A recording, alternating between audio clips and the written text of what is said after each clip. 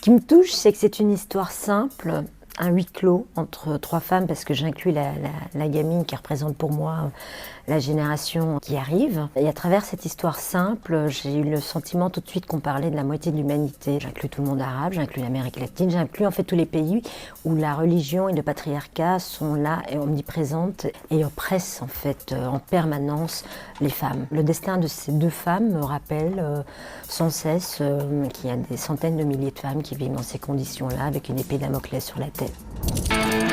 Cinébox.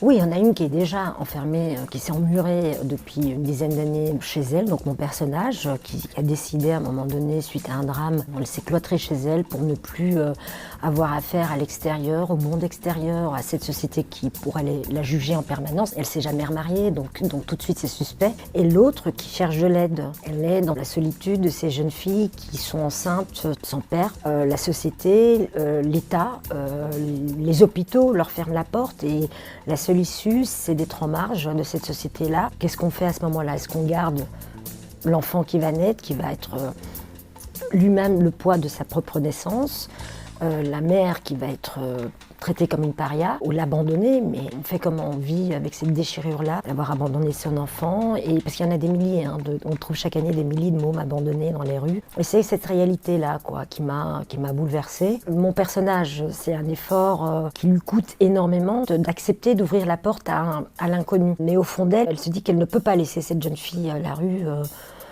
dans cette situation-là, parce qu'elle connaît trop bien ce monde-là. Et il y a un endroit chez elle où c'est plus fort qu'elle, et elle va malgré elle lui ouvrir cette porte, avec beaucoup de colère, parce que ça l'emmerde de le faire. L'une est le miroir de l'autre, elles vont s'apporter des choses toutes simples en fait, un autre regard, de la tendresse, de l'humanité, de l'aide, avec ce qu'elles ont, avec ce qu'elles peuvent donner. Et c'est tout un cheminement, mais qui va débloquer, c'est l'une comme l'autre, quelque chose d'important, une décision pour l'une et probablement le début d'une ouverture pour l'autre. C'est un mélange d'instinct, énormément d'instinct, de rêverie, d'actualité.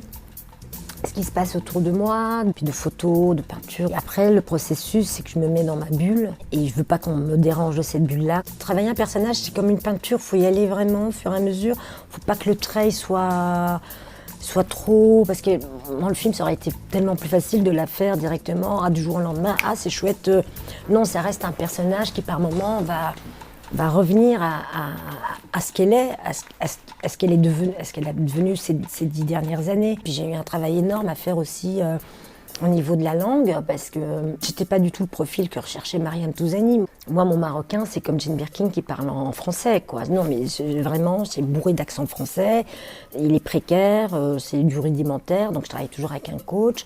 Et là, il fallait que ce soit, parce qu'elle était extrêmement exigeante par rapport à ça. Sinon, dans le contrat, c'était noté qu'on me doublait, sinon. On prenait une autre comédienne pour me doubler en marocain. Vous voyez, ça, c'était insupportable pour moi, je ne pouvais pas. Si.